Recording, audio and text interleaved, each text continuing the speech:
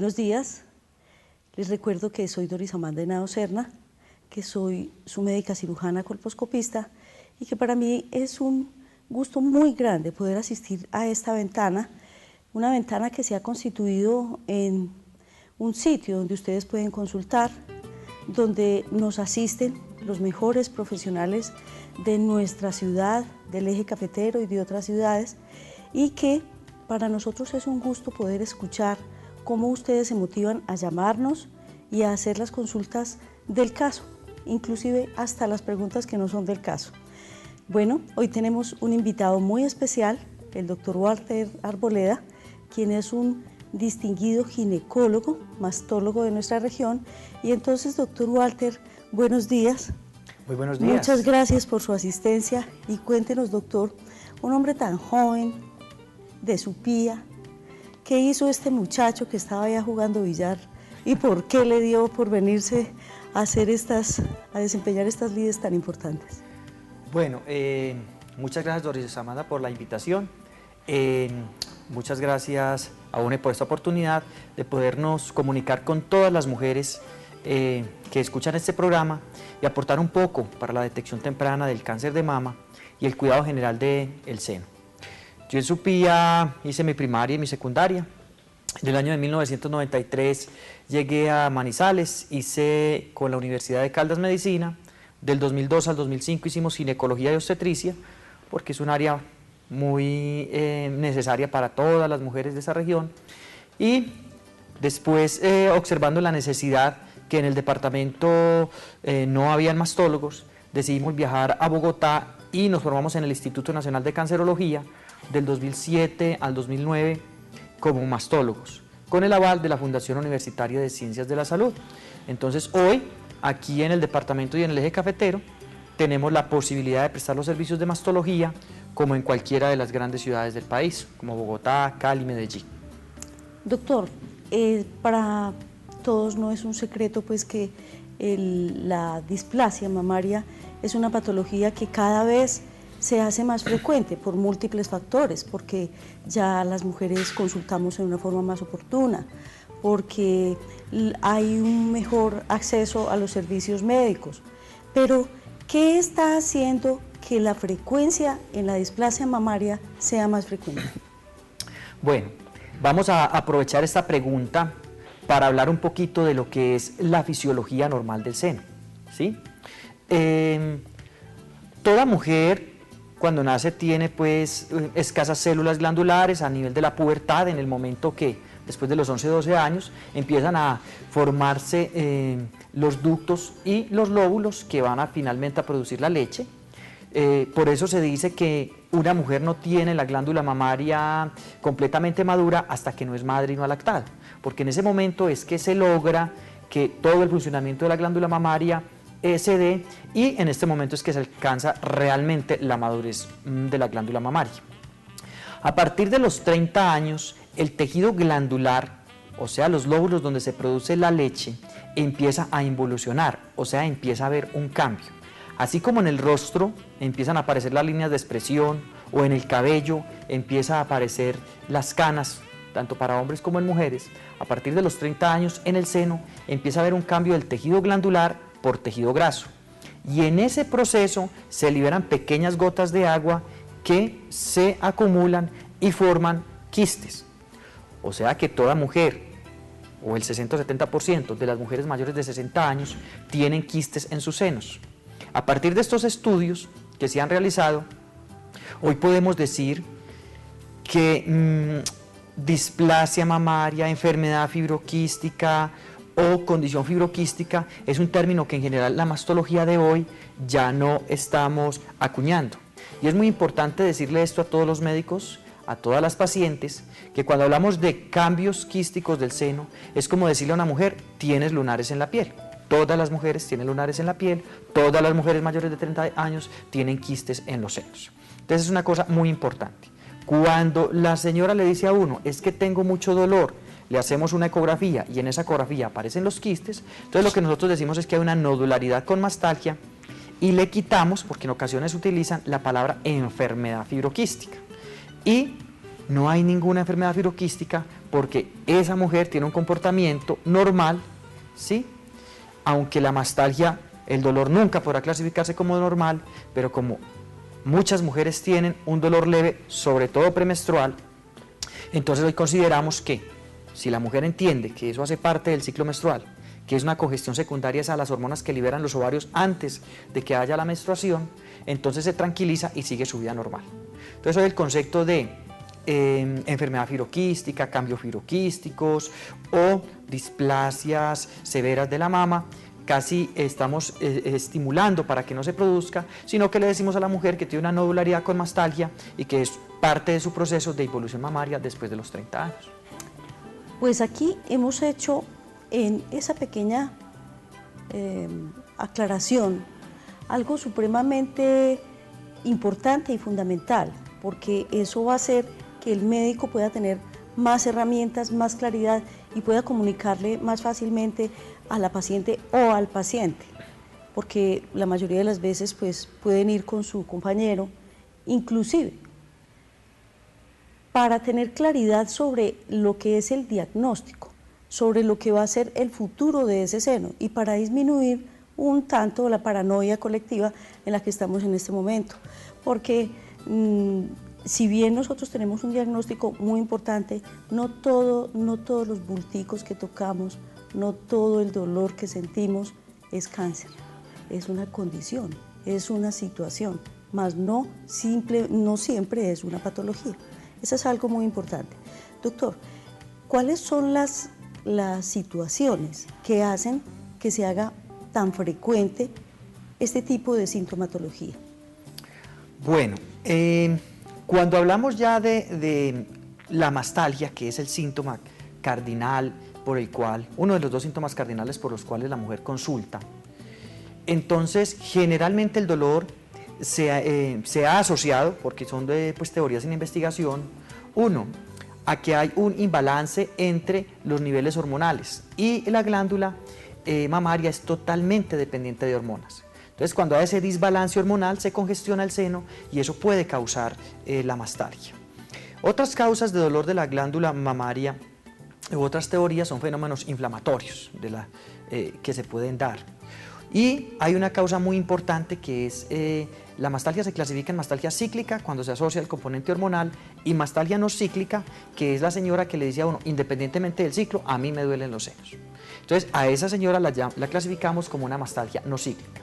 Y esa mastalgia no cíclica generalmente se asocia a factores externos a la glándula mamaria o a factores que tiene la mujer que están alterando la glándula. Por ejemplo, la mujer que utiliza el brasier con varilla, ¿sí? O el sostén con varilla. Esos sostenes en el punto que apoya para cambiar la forma del seno, para que en algunas se vea más voluptuoso o se vea más alto el seno, esos alambres tallan esa zona y producen una inflamación, esa es una causa.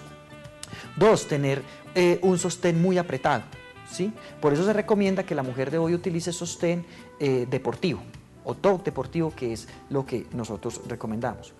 La causa más frecuente por la cual consultan las mujeres también es un fenómeno que se llama neuritis intercostobraquial, que es un fenómeno en el cual la mujer que trabaja como conductora todo el día, la mujer que corta cabello todo el día, la mujer que trabaja en un computador todo el día, hace unos movimientos repetitivos con sus miembros superiores que llevan a que se inflame un nervio que se llama el intercostobraquial, que tiene una rama que se comunica con la rama que viene del brazo y el cerebro. Cuando la mujer hace este ejercicio todo el día, siente que ese nervio se inflama, hay una neuritis y por tener la irradiación desde el seno, la mujer siente que el dolor proviene del seno.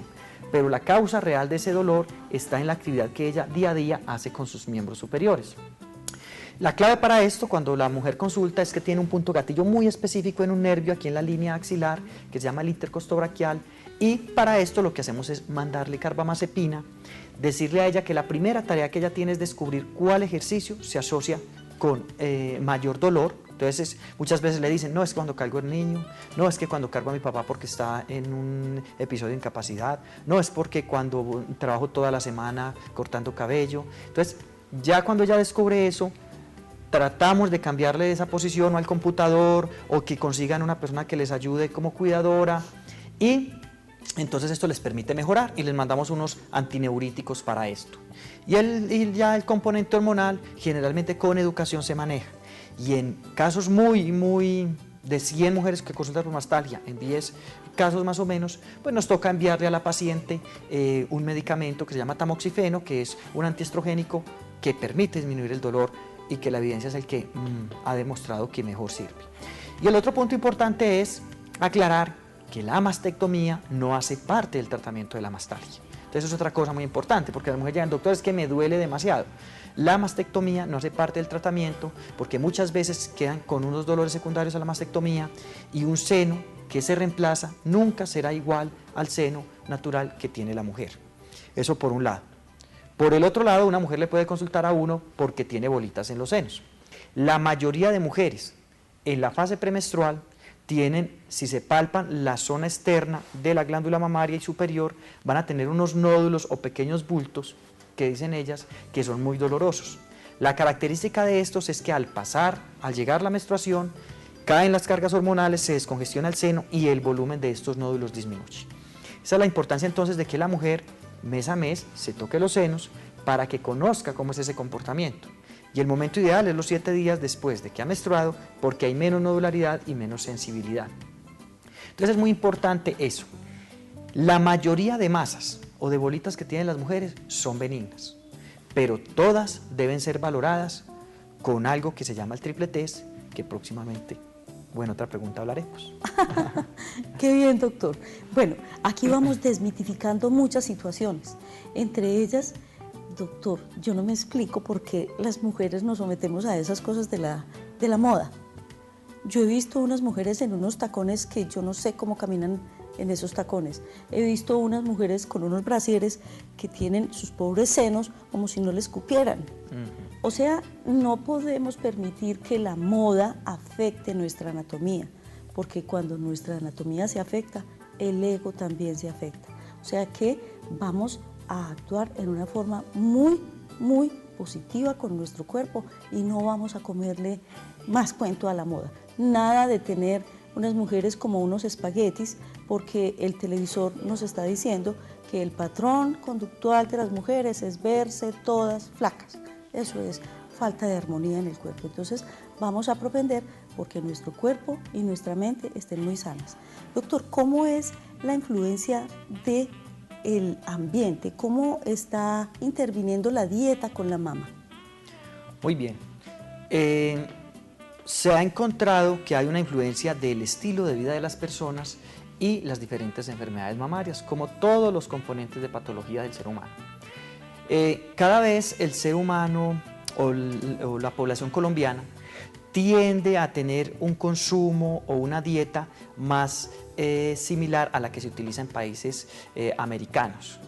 Lo que decimos comúnmente como comida chatarra, más hamburguesas, más perros, más fritos, más cocidos, y todo esto lleva a que muchas sustancias químicas puedan generar mutaciones a nivel celular y puedan finalmente generar una enfermedad maligna. No podemos decir hoy que hay un alimento específico asociado a la enfermedad mamaria, no lo podemos decir, pero sí se ha comprobado por estudios epidemiológicos en los cuales una persona nace en Estados Unidos y se va a los países asiáticos e inmediatamente el riesgo le disminuye. Y una persona asiática va a Estados Unidos e inmediatamente el riesgo le aumenta. Entonces hay una serie de factores ambientales que se están investigando que deben tener una influencia. Como factores de riesgo importantes que sí los debemos tener presentes, toda mujer que tenga un familiar directo, papá, mamá, hermanos o hijos, es una mujer de alto riesgo para cáncer de mama. Y si esa enfermedad le dio a su familiar antes de los 40 años, su riesgo es mucho mayor, tanto que se considera que esa persona debería estar en manos de un especialista en el área de mastología porque su seguimiento debe ser un seguimiento especial. Las niñas que tuvieron en la infancia un linfoma, ¿sí?, y por esa razón recibieron radiaciones del tórax, eso las convierte en mujeres de alto riesgo para cáncer de mama. Las mujeres a quienes les han realizado varias biopsias, y mucho más si las mujeres tienen una biopsia con unas células atípicas o células que no son normales, eso las lleva a un riesgo mayor. La mujer que tiene un antecedente de tener un carcinoma in situ tiene más riesgo de volver a presentar un carcinoma invasivo. Y la mujer que ya tiene un cáncer en un lado, pues tiene mucho más riesgo de tener un cáncer al otro lado, ¿sí? La mujer que consume hormonas o terapia de reemplazo hormonal por más de 4 años consecutivos. La terapia de reemplazo hormonal hoy se puede utilizar, pero solo se convierte en un factor de riesgo si se utiliza por más de 4 años consecutivos. Entonces, esas mujeres que antes usaban la terapia de reemplazo hormonal porque hace 10 o 15 años era lo que hacíamos, porque era la maravilla, pues hoy hemos cambiado esa conducta, pero también es un factor de riesgo.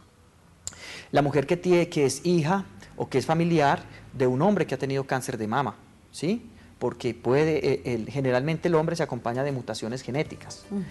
La mujer que es hija de una persona que tiene una mutación, a ella se le hace el estudio a ver si tiene la mutación, como lo hizo Angelina Jolie, encontró la mutación, y entonces esa mujer tiene un riesgo tan alto que inclusive una de las terapias es la mastectomía bilateral.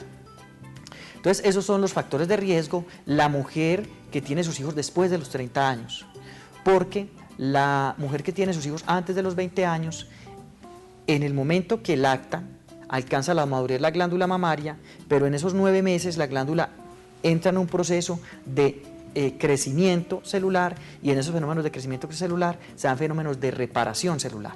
Por esa razón es que la mujer que tiene hijos antes de los 20 años tiene un factor protector, mientras que la mujer, que cada vez es más común, que deja su maternidad para después de los 30 años, tiene más riesgo de tener la enfermedad. Entonces, no tener hijos o tener los hijos después de los 30 años también se convierte en un factor de riesgo. Y otros factores como el síndrome de ovario poliquístico, que es un fenómeno en el cual hay múltiples quistes en los ovarios que están produciendo hormonas que estimulan el seno constantemente. Eso lleva a que haya una proliferación constante y finalmente se pueda producir la enfermedad. Y existen unos factores protectores. ¿Qué factores protectores? La mujer que hace deporte, ¿sí? La mujer que tiene sus hijos antes de los 20 años, la mujer que lacta, ¿sí? La lactancia es un factor protector. Esos factores son factores que se convierten en puntos claves para que nuestro estilo de vida sean incluidos en nuestro estilo de vida, y de esa manera nuestras mujeres cada vez se beneficien o tengan menos la enfermedad. Esto no se vaya a constituir, queridos amigos, en un factor para que nos embaracemos antes de los 20 años. Entonces dejemos ese embarazo para después de los 25, cuando ya hayamos terminado la universidad y tengamos todas las cosas muy bien definidas. Antes no, porque ese es un problema que tenemos precisamente aquí. Tenemos un problema disparado de maternidad. Doctor, entonces, como estamos en el campo de las sinceridades, vamos a hablar acerca de cuál es la influencia que tiene la anticoncepción hormonal, el método que se diga, tanto los métodos inyectados como los implantes subdérmicos, como los anovulatorios orales.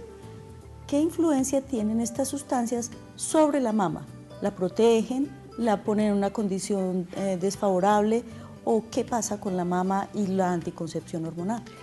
Bueno, los anticonceptivos están compuestos de 2 hormonas que son un derivado estrogénico y un derivado progestacional, que son las mismas hormonas que usualmente producen los ovarios. El ser humano lo que hizo fue manipular esas hormonas para que una mujer que cada vez tiene su ciclo y cada 28 días en promedio ovula, lo que hacemos es manipular con esas hormonas que no se produzcan los fenómenos de ovulación. Eso es lo que pasa. Pero como son hormonas que hacen parte de la anatomía femenina, no hay estudios que en este momento demuestren que la anticoncepción aumenta el cáncer de mama. Una cosa muy distinta, ¿sí?, es cuando hablamos de terapia de reemplazo hormonal, porque las dosis son distintas. Pero en cuanto a anticoncepción, los grandes metaanálisis que existen no favorecen o dicen que una mujer que ha planificado con cualquiera de los métodos tenga más riesgo de carcinoma de mama. Por esa razón, hoy utilizamos todos los anticonceptivos en todas las mujeres.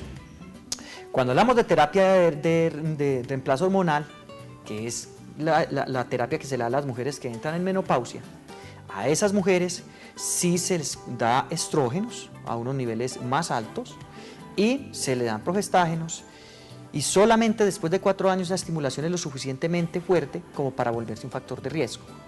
De resto no hay una asociación. Y eso también se está discutiendo mucho porque los estudios son controversiales y ahora también se ha encontrado que los progestágenos, pero cuando se dan por largo tiempo, también pueden estar asociados como un riesgo. Pero el anticonceptivo en las dosis de anticoncepción no está asociado a un aumento del riesgo de cáncer de mama. Bueno, doctor, vamos a responder a un consultante. Buenos días, adelante. Buenos días, felicitándolos Muchas por el gracias. programa. Doctor, yo tengo una condición fibroquística en los senos muy severa, me duele demasiado los senos, que me dicen que tomar bebidas oscuras aumenta más el dolor que tiene de siento. Muchas gracias. Muchas gracias a usted. Bueno, vamos entonces a hablar un poco de los alimentos y la mastalgia. La realidad es que hasta ahora no se ha logrado comprobar que la paciente que consume bebidas como Coca-Cola, tinto, Pepsi-Cola o cualquiera otra de esas bebidas oscuras tenga una real asociación con la mastalgia. Es más, un mito, como tantos mitos que hay en salud. Por esa razón, entonces, no hay que echarle la culpa a este tipo de alimentos. El chocolate tampoco está asociado, el chocolate, ni con la patología benigna ni maligna de la mama. La vitamina E, no hay ninguna asociación ni en beneficio ni en contra de la vitamina E con la mama. Los progestágenos, tampoco existe una asociación de un beneficio de colocar progestágenos tópicos en la glándula mamaria. La evidencia hasta ahora muestra que lo único que sirve o que tiene cierto grado es el tamoxifeno. El otro es el danazol, pero el danazol tiene unos fenómenos hiperandrogénicos muy importantes, por lo cual en la práctica no lo utilizamos. Pero lo que tengo para decirle a todas las mujeres que tienen una mastalgia es que vayan a su médico, les van a hacer un buen examen físico, las van a valorar adecuadamente y si todo es normal con el examen clínico, con analgésicos comunes como acetaminofeno, diclofenaco, con una buena explicación y en unos pocos casos con tamoxifeno, se maneja la patología de la mastalgia. Una mujer que el temor de la mujer cuando le duele es que haya un cáncer detrás o una enfermedad maligna. Lo primero es que en el 95% de los casos el cáncer no duele, ¿sí? Y lo segundo es que la mayoría de la mastalgia no está asociada con cáncer, ¿sí? Entonces eso debe quedar muy claro y los alimentos no influencian la aparición o desaparición del tratamiento de la mastalgia. Doctor, muchas gracias por esas respuestas tan claras y tan definidas, porque eso es lo que necesitamos nosotros en medicina, tener una herramienta que nos permita aclarar muchas situaciones. Tenemos otra llamada, adelante, buenos días. Aló, Buenos días. Muy buenos días. Una preguntita, una mujer que haya tenido endometriosis y la consecuencia de la endometriosis es una histerectomía total, ella debe de tomar estrógenos y hace por ahí 12 años los toma. ¿Qué consecuencias tiene? ¿Los debe seguir tomando o parar, según lo que usted dijo ahorita, de tomarlos durante 4 años? Una pregunta. La endometriosis...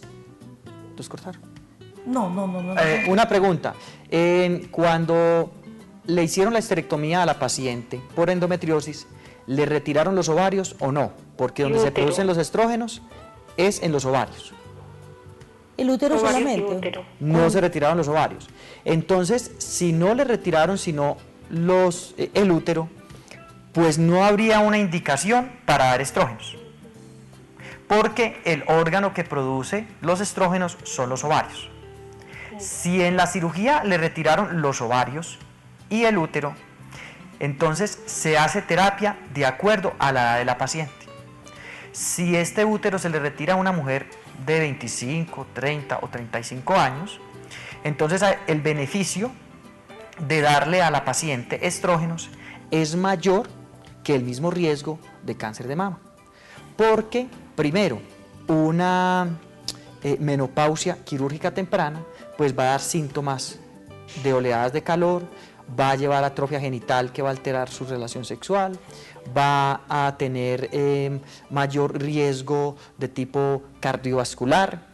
Entonces, todos estos factores hacen y osteoporosis temprana, y todos estos factores hacen que en esa mujer, especialmente, si no tiene sus ovarios, se den los estrógenos hasta los 50 años. Y esa es la recomendación que se debe dar. Entonces, una mujer menor de 50 años es lo que debería hacer. Si la mujer ya tiene más de 50 años, entonces lo que se hace es que se suspenden los estrógenos y sí le recomendaría, por tener ese estímulo estrogénico constante, consultar a su médico o a ginecología o a mastología para definir, de acuerdo a la edad, si necesita la mamografía. Si es una mujer mayor de 50 años, se le deberá hacer una mamografía cada 2 años. Todas las mujeres colombianas deben tener mamografía cada 2 años después de los 50 años. Si es una mujer menor de 50 años, de los 20 a los 40 años se recomienda un examen clínico por médico, ¿sí? Que debe realizarse cada 3 años. Y después de los 40 años se debe realizar un examen clínico anual por un médico. Y la otra recomendación es que la mujer se haga un examen mensual, más como un reconocimiento, más como para aprender a conocer su seno. Muchas pacientes le dicen a uno, doctor, pero es que yo llevo 3 años tocándome los senos y no me encuentro nada. Yo siempre les hago este ejercicio, cierren los ojos y cuenten los dedos, 1, 2, 3, 4, 5, 6. Si a alguien le apareciera un sexto dedo en la mano, diría, uy, esto no es mío. Cualquier persona diría lo mismo. El principio del examen clínico de seno por la mujer o autoexamen es ese, que conozcan también sus senos, que si alguna vez por más pequeña le aparece una masa, sea capaz de decir, esta masita no es de mi seno normal. Aquí sí existe algo raro y debo consultar. Entonces ese es el principio por el cual nosotros recomendamos el autoexamen de seno. A pesar de que ya está demostrado que no disminuye la mortalidad, pero en países como Colombia, donde nos siguen llegando mujeres con masas de 10, 20 centímetros, ulceradas, cuando ya son metastásicos, sí cumple una función muy importante como autoconocimiento y como un modelo para detectar más tempranamente la enfermedad. Entonces, a la paciente, espero que le quede claro eso, hasta los 50 años estrógenos, después lo suspende, pero es porque el riesgo en una mujer premenopáusica, si se le hace una ovarectomía, puede superar incluso el riesgo de cáncer de mama por otras patologías como las mencionadas, osteoporosis, enfermedad cardiovascular y toda la sintomatología de origen ginecológico que le pueda acarrear este tipo de cirugía. Aquí pues entre las decisiones que debe asumir el cuerpo médico es precisamente sopesar el riesgo-beneficio, sí. Pero eso lo debe hacer uno con calma frente al paciente, porque cada paciente es un mundo distinto, cada paciente es un terreno diferente al otro. Y aquí una invitación a nuestros queridos ginecólogos que ven este programa y muchas gracias por esa recepción y por esos tipsitos que también me han suministrado para poderme comunicar con mis televidentes y con mis pacientes. Una sugerencia para ellos es que siempre que se realice una histerectomía, un procedimiento que sea genital, le expliquen a la paciente y le escriban a la paciente qué fue el procedimiento que le realizaron, en qué consistió. Por ejemplo, si es una histerectomía, explicar además si hubo ovorectomía, o sea, si sacaron los ovarios o no, si sacaron un solo ovario o no, ¿sí? ¿Por qué? Porque eso le va a dar una luz a los próximos profesionales que la van a seguir observando, o sea que vamos a colocar siempre cuál fue el procedimiento que se realizó para que ese profesional que lo va a seguir viendo pueda orientarse y pueda tener como un punto de partida sobre el tratamiento futuro que va a tener la paciente. Doctor, aquí usted tocó un punto que de pronto nosotros lo observamos en las noticias. Angelina Jolie se realizó una mastectomía. ¿Qué fue lo que ocurrió con Angelina? Bueno, cuando hablamos nosotros de cáncer de mama, acabamos de hablar de unas pacientes de alto riesgo. Cuando una mujer tiene un cáncer de mama y tiene alguna de las indicaciones que nos hacen sospechar que es de origen genético, deben hacerse unos estudios especiales. De 100 mujeres que tienen cáncer de mama, más o menos 80% no tienen un factor de riesgo asociado, porque muchas mujeres pueden estar tranquilas, uy, yo ya estoy tranquila porque el doctor dijo allá que estos factores de riesgo y yo no estoy en ese grupo, me salvé. Lamentablemente el cáncer de mama, en el 80% de los casos, se dan mujeres que no tienen ningún factor de riesgo. Por esa razón es que debemos hacer una detección temprana. El otro factor importante es que hay un 15% de enfermedad familiar O sea que la mujer le dice a uno, mi papá, mi hermana o una hija tiene la enfermedad. Y existe un 5% que tiene una mutación genética de unos genes que usualmente lo que hacen esos genes es que protegen el cuerpo de las alteraciones que se producen. Entonces son genes reparadores del ADN, por llamarlo de esa manera. ¿Qué pasa cuando hay una mutación de esos genes? Es como cuando a un carro le quitamos todas las llantas, pues no funciona, no anda, no cumple ninguna función. Cuando se muta un gen de estos, no cumple su función de ir reparando las mutaciones que se van presentando a lo largo de los años en la glándula mamaria. Y esto hace que se acumulen esas mutaciones o alteraciones hasta que finalmente se forma una célula que empieza a crecer de forma incontrolada y termina formándose el cáncer. Cuando una mujer tiene una mutación de estas y ya hay la tecnología para detectarlo, entonces lo que se hace o lo que hacemos cuando identificamos a esta mujer es que le informamos que tiene un riesgo hasta del 60 o 70% de tener un cáncer si ella llega a vivir hasta 70 años. Y va a tener, si es una mutación del BRCA1 o BRCA2, un riesgo hasta del 30 a 60%, si es de BRCA2, de tener también cáncer de ovario. Cuando a una mujer o cuando a cualquier persona le dicen que usted tiene por este factor un riesgo del 70% de tener un cáncer de mama, que sabemos que es una enfermedad potencialmente mortal, pues cualquier persona generalmente opta por la mastectomía. Esta es la razón por la cual esta bella mujer, que debe ser difícil tomar esa decisión, lo hizo, porque obviamente primero está la vida. ¿Por qué ella se lo hizo? Porque ella tenía una familiar que tenía la enfermedad. Entonces, cuando a esas familiares se le hacen las pruebas genéticas, lo primero que tiene que quedar claro es que el estudio de BRCA1 o BRCA2 se le hace a la mujer con cáncer. No es que vamos a salir de aquí pensando que toda mujer, entonces yo me la voy a ir a hacer la prueba. No, primero es muy costosa, se hace fuera del país y aún debe tener el mundo por esto. Entonces, lo primero, la prueba se le hace a las mujeres menores de 40 años que tienen cáncer de mama, o a la mujer que tiene un cáncer de mama bilateral, o a la mujer que tiene un cáncer de mama y un cáncer de ovario. Este tipo de mujeres tienen una carga tan alta de riesgo que se les debe hacer la prueba. Si a esa mujer le da la prueba positiva para la mutación, pues será la primera beneficiada, porque ya le diremos a ella que si tiene una cuarantectomía, pues habrá que hacerle una cirugía más amplia de sus senos con una reconstrucción inmediata o darle tamoxifeno y ya se discutirá con ella la oophorectomía. Cuando ya hay en la familia una mujer con la mutación, todos los familiares directos de sexo femenino deben tener el estudio genético. O sea, las hijas, así la niña tenga 6 o 7 meses o 5 años, porque con esta tecnología podremos definir el riesgo por este factor o por esta mutación desde muy pequeño. Si es una jovencita de 10 o 12 años que tiene la mutación, entonces se le explicará a la familia y a ella que lo ideal es que tenga a sus hijos temprano, porque el riesgo va a estar ahí. Y también será una mujer que desde los 20 o 25 años necesita un seguimiento especializado por mastología, en el cual se le hace un examen clínico cada 6 meses, se intercala con ecografías, mamografías y resonancia magnética, porque es una mujer de alto riesgo para tener un cáncer de mama temprano. Entonces, esa es la explicación de por qué Angelina Jolie se realizó la mastectomía bilateral. Bueno, doctor, entonces vamos a pasar a un corte de comerciales y ya regresamos con ustedes. Alisten sus preguntas.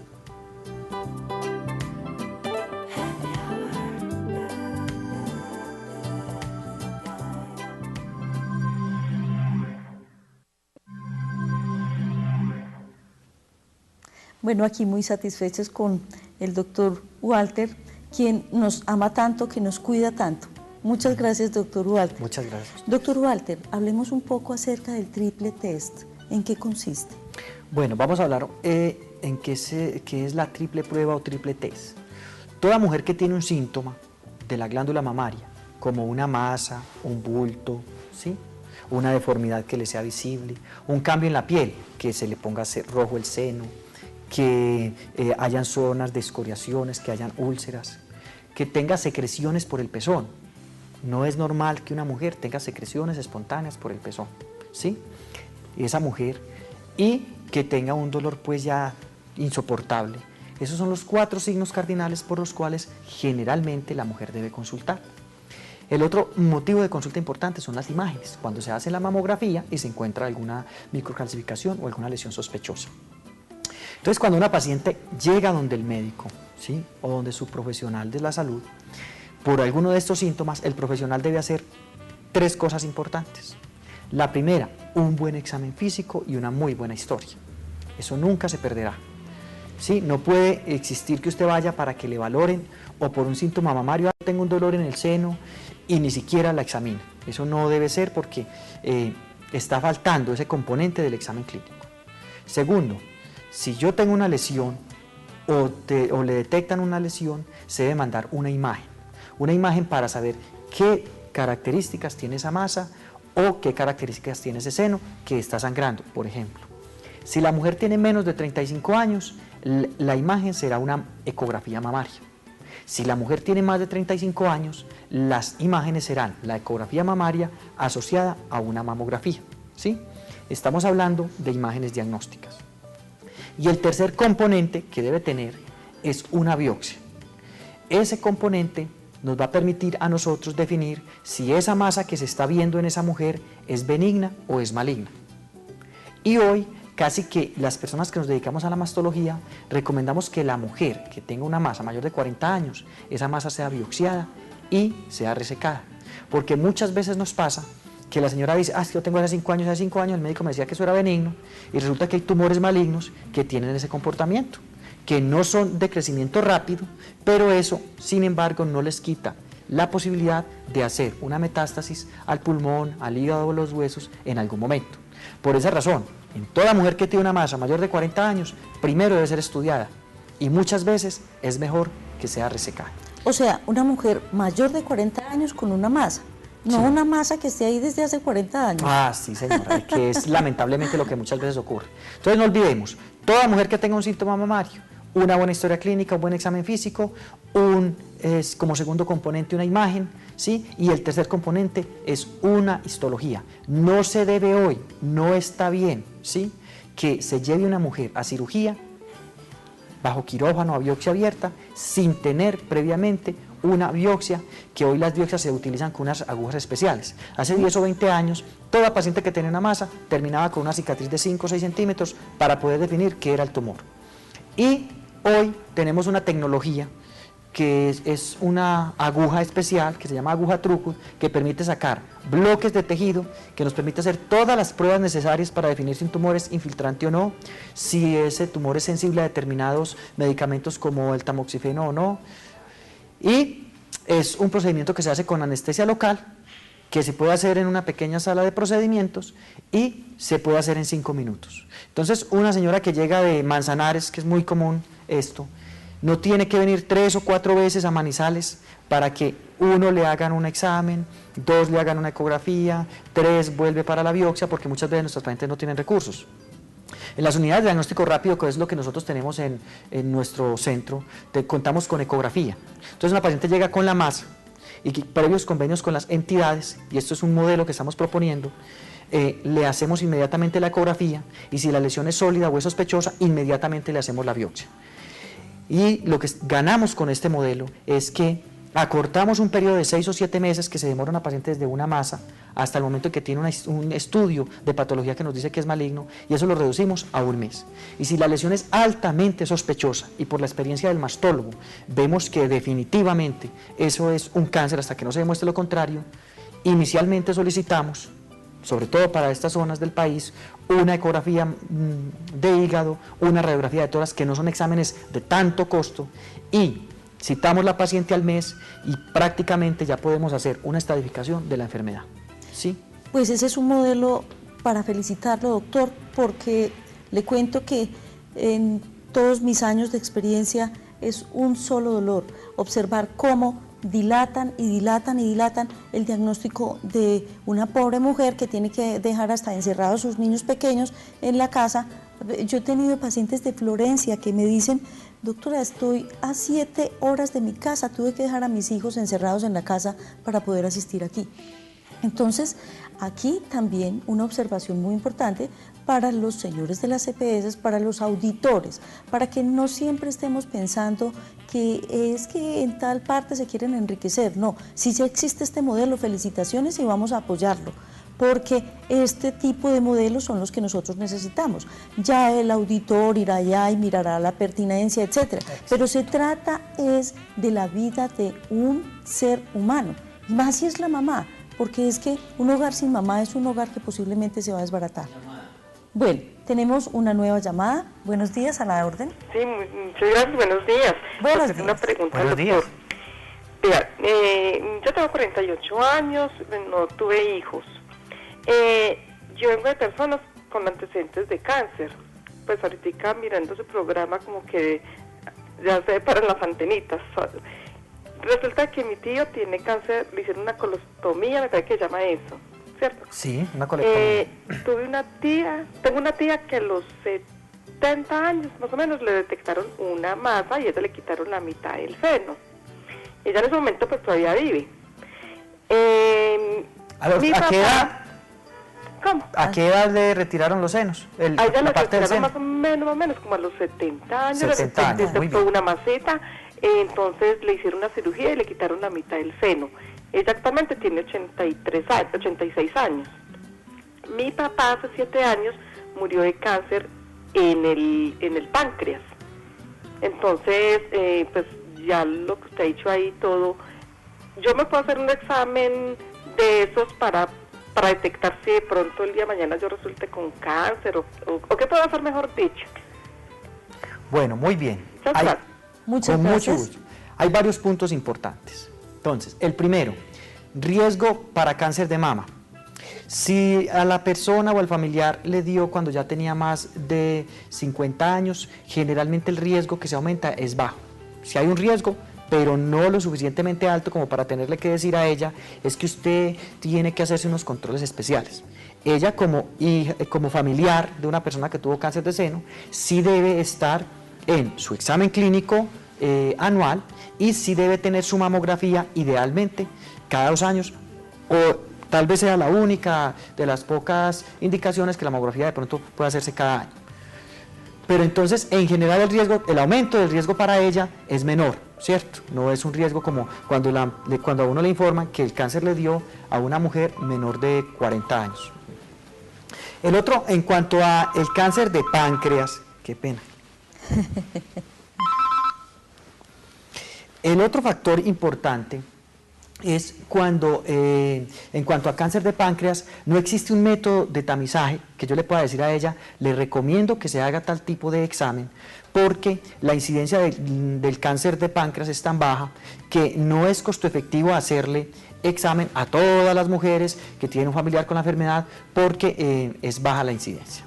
Y en cuanto al cáncer de colon, sí, sobre todo cuando son familiares directos. Si es un tío ya el riesgo es mucho menor, podría en algún momento realizarse algún test de prueba que se debe realizar como un coprológico más que cualquier otra cosa para buscar células sanguíneas, ¿sí? En ese material coprológico, pero tampoco existe, en este caso que es un tío, que yo le tenga que decir a ella, oiga, es que por su tío tener la enfermedad, usted también le aumenta el riesgo. No, generalmente es un familiar directo. Entonces, la recomendación para ella es que se haga con 48 años un buen examen clínico de seno. Por tener antecedente de la familiar se le puede hacer una mamografía de base y después debe continuar con un examen clínico anual y debe continuar con una mamografía cada 2 años. Esa es la recomendación para ella. En cuanto a los otros 2 tipos de cáncer, pues no tienes un riesgo tan alto como para someterte a alguna otra técnica especial para detección temprana. Doctor, siempre se necesita... bueno, antes de esta pregunta vamos a una nueva llamada. Buenos días. Buenos días, doctor. Buenos días. Doctor Walter, yo soy una paciente suya. Muchas gracias. Qué rico. Y resulta que me cita con el oncólogo para las quimioterapias. Él me dijo que usted ya me había formulado la cirugía para sacarme los ovarios. No sé si sea necesario.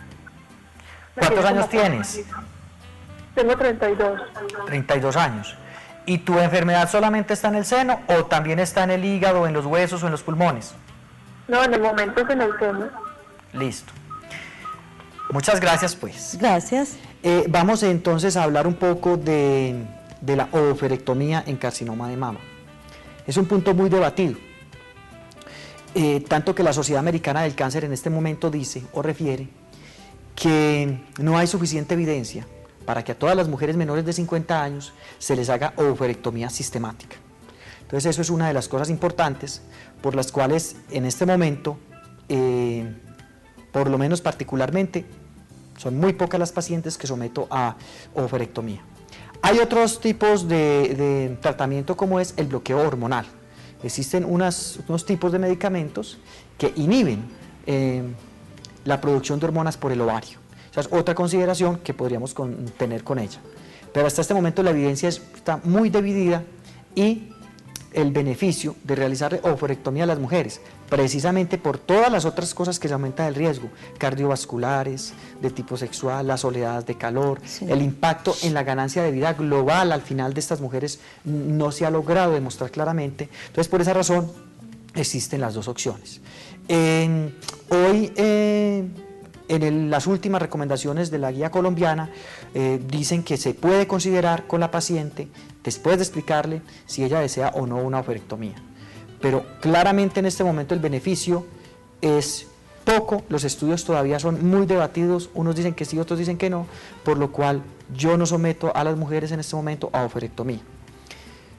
Hay otra cosa, como yo soy ginecobstetra y constantemente estamos leyendo sobre todo lo que es la salud de la mujer, hace 5 o 10 años, toda paciente que se llevaba esterectomía después de los 40 o 45 años, se le hacían oophorectomías, porque el principio era que le quitábamos el riesgo de que esa mujer tuviese cáncer de ovario. Se encontró en un estudio de más de 40.000 mujeres que cuando se retiran los ovarios en esas mujeres, las mujeres viven menos, no porque les dé el cáncer de ovario, obviamente no les va a dar cáncer de ovario, pero sí les da más enfermedad cardiovascular y les da más infarto agudo del miocardio y otros factores asociados. Claro. Hoy, por ejemplo, esa conducta ya no se toma. Doctor, es que yo tengo 47 años y si me va a sacar el útero, sáqueme de una vez los ovarios para que me quite el riesgo de cáncer de ovario. Hoy esa conducta ya no se debe hacer. Hoy los ovarios se deben conservar, porque se mueven más las mujeres a las cuales se les retiran los ovarios por otras causas que por el mismo cáncer de ovario. Algo similar pasa con esto que estamos hablando. El impacto de hacer una oophorectomía a una mujer de 32 años es muy grande y el beneficio todavía es dudoso, todavía hay mucha discusión. Por esa razón, los que nos dedicamos a la mastología no hacemos sistemáticamente las oophorectomías. ¿Y para cuándo se deja este episodio? Si ella me dice, doctor, es que mi enfermedad avanzó a los pulmones, mi enfermedad avanzó a los huesos, mi enfermedad, en ese momento sí es indicación inmediata, porque ya estamos frente a una enfermedad muy agresiva. Pero una enfermedad que esté localizada, inicialmente no la sometemos a oophorectomía. Doctor, ¿todos los cánceres de mama se operan? Todas las pacientes que tengan un cáncer de mama deben tener cirugía, porque la quimioterapia tiene la capacidad de disminuir el tumor y en el 10 o en el 15% puede desaparecer totalmente el tumor. Pero en la mayoría de los casos siempre quedarán células tumorales. Entonces una sola célula que quede tiene la capacidad de iniciar de nuevo toda la cadena y puede tener la capacidad de hacer metástasis, que es enviar células a los pulmones, al hígado o a los huesos y finalmente convertirse en una enfermedad que ya no podemos tratar. El cáncer no se considera curable, un cáncer de mama. Se considera que el cáncer de seno es un cáncer que se trata. Hoy tenemos la filosofía de que el cáncer de mama es una enfermedad crónica. Si una persona es juiciosa, va a los seguimientos cada 3 meses los primeros 2 años, se hace la quimioterapia, se hace la radioterapia, se toma los medicamentos después que son la hormonoterapia ayudante que bloquean hormonas para que no estimulen el seno. Y es una persona que después de los 2 años sigue sus controles cada 6 meses hasta los 5 años y después de los 5 años sigue de por vida en controles. Considera que muchas de esas mujeres el riesgo de recaída se les disminuye a menos del 5 o 10%. Si hacen todas esas cosas. Pero si la mujer solamente se hace la cirugía y no vuelve a la quimioterapia, o se hace la cirugía y no vuelve a la radioterapia, el riesgo de recaída es muy alto, entre el 20 y 40%. Por eso, una mujer que tiene un cáncer de mama, cuando yo les explico, yo le voy a contar qué va a pasar con su vida durante este año que viene. Porque ellas piensan que es la cirugía y no más.